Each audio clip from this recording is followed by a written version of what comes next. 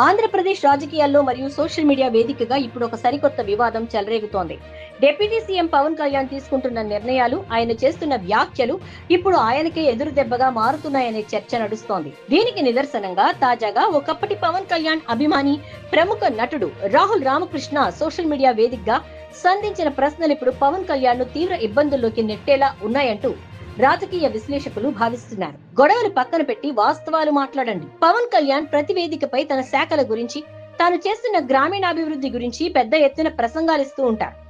అయితే ఈ బ్రవెడో పక్కన పెట్టి అసలు క్షేత్రస్థాయిలో ఏం జరుగుతుందో చెప్పాలంటూ రాహుల్ రామకృష్ణ సోషల్ మీడియా అంటే ఎక్స్ వేదికగా నేరుగా పవన్ కళ్యాణ్ ను నిలదీశారు. సమాచార హక్కు చట్టం ఆర్టీఐ కింద పవన్ కళ్యాణ్ నిర్వహిస్తున్న శాఖల సమాచారాన్ని అసలు పారదర్శకంగా వెల్లడిస్తున్నారా లేదా అనే ప్రాథమిక ప్రశ్న ఇక్కడ పవన్ కు పెద్ద తలనొప్పిగా మారింది. ప్రభుత్వంలో పారదర్శకత గురించి మాట్లాడే పవన్ తన స్వంత శాఖల సమాచారాన్ని ప్రజల ముందు ఉంచటంలో ఎందుకు వెనకాడుతున్నారనే అనుమానాలు ఈ పోస్ట్ ద్వారా వ్యక్తమవుతున్నాయి. చట్టాల అమలుపై ఘాటు ప్రశ్నలు సమాధానం చెప్పగలరా? ఈ సంచలన పోస్ట్ లో ప్రధానంగా 3 కీలక చట్టాల గురించి ప్రస్తావించారు. పిఎస్ఏ యాక్ట్, గిరిజన ప్రాంతాల ప్రత్యేక చట్టం, 1/70 చట్టం, గిరిజన భూముల పరిరక్షణ చట్టం, గ్రామ సభ చట్టం.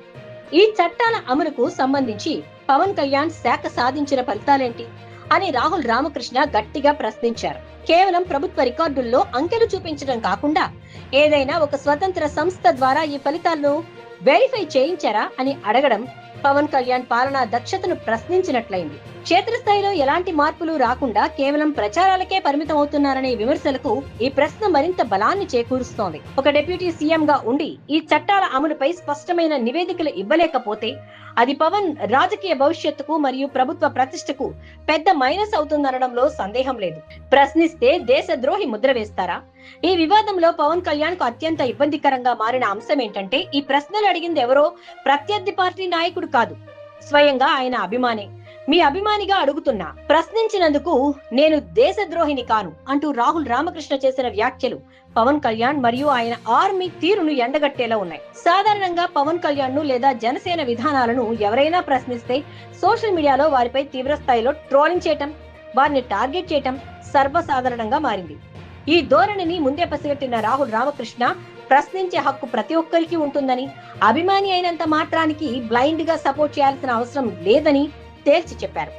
ఇది పవన్ కళ్యాణ్ చుట్టూ ఉన్న సోషల్ మీడియా సైన్యానికి ఒక చెంపపెట్టు లాంటిదని నెటిజన్లు కామెంట్స్ చేస్తున్నారు. పవన్ కళ్యాణ్ ను ఆంధ్రప్రదేశ్ పరిపాలన మరియు చట్టాల గురించి ప్రశ్నిస్తూనే ట్వీట్ చివర్లో జై తెలంగాణ అని స్లోగన్ ఇవ్వడం ఇప్పుడు 2 రాష్ట్రాల్లోనూ హాట్ టాపిక్ గా మారింది. గతంలో పవన్ కళ్యాణ్ తెలంగాణ రాజకీయాల్లో వేలు పెట్టి ఆ తర్వాత అక్కడ పత్తా లేకుండా పోయారనే విమర్శలున్నాయి. ఇప్పుడు ఒక తెలంగాణ నటుడు పవన్ కళ్యాణ్ ఆంధ్రలో చేస్తున్న పాలనలోని లోపాలను వేలెత్తి చూపిస్తూ జై తెలంగాణ అనడం పవన్ కళ్యాణ్ ఇటు తెలంగాణలోను అటు ఆంధ్రాలోనూ ఉన్న తన అభిమానులను, ప్రజలను సంతృప్తి పరచడంలో విఫలమవుతున్నారనే సంకేతాలనిస్తోంది. మొత్తానికి పవన్ కళ్యాణ్ తనే స్వయంగా గతంలో ప్రశ్నించడానికే వచ్చా అని రాజకీయాల్లోకి వచ్చారు. కానీ ఈ రోజు ఆయన అధికారంలోకి వచ్చాక ఆయన్నే ఒక అభిమాని ఇంత ఘాటుగా ఆధారాలతో సహా ప్రశ్నించేసరికి సమాధానం చెప్పుకోలేక జనసేన వర్గాలు ఏకాటంలో పడ్డాయి.